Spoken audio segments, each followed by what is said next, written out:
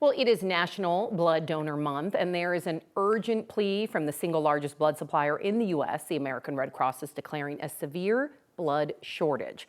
The Red Cross says the national blood inventory has dropped by about 35% over the past month alone. Brian Schabelsky, the Regional Communications Manager for the American Red Cross of Mile High, is joining us now to talk about the need.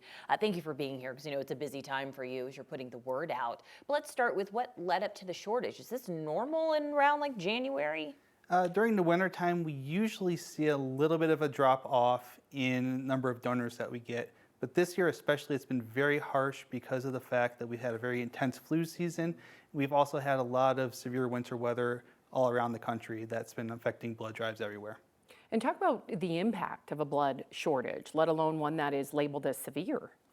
Yeah, when we get into a severe blood shortage like this, hospitals have to make tough decisions about who gets blood products first. And that affects cancer patients, it affects trauma victims, it affects people that have sickle cell disease. It's a very wide-ranging problem.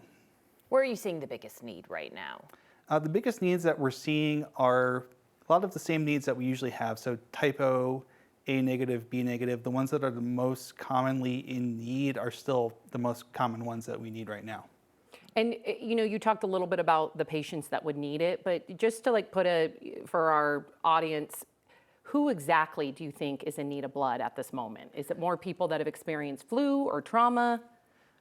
Just kind of in general, we see a lot of trauma patients, pregnant mothers who are going through childbirth. And then again, like I said, sickle cell patients and cancer patients are usually some of our biggest needs for blood transfusions. How much do you need, would you say, to get back to a level where you're comfortable at that you wouldn't consider a shortage? Right now, nationally, we're down about 35%. That's a lot. That is a lot, yes. So we're just really asking people who can donate here in Colorado and Wyoming to do so, to make an appointment.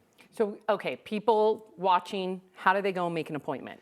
If you want to make an appointment, there's several ways you can do it. You can go to redcrossblood.org, you can call 1-800-RED-CROSS, or you can use the Red Cross Blood Donor app that's on the various app stores.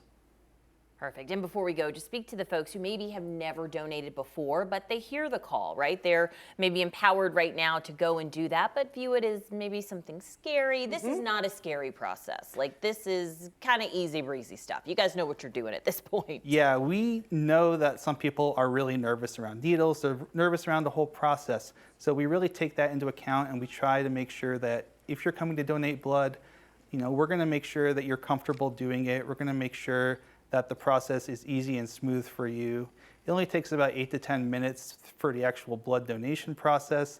We usually have an hour booked out, so you have a little bit of time beforehand to do paperwork and a little bit of time after to recover. All right, well, hopefully we can get people out there to help increase the supply so you don't have to have this severe blood shortage. Absolutely. Brian, we appreciate you. Thank you so much.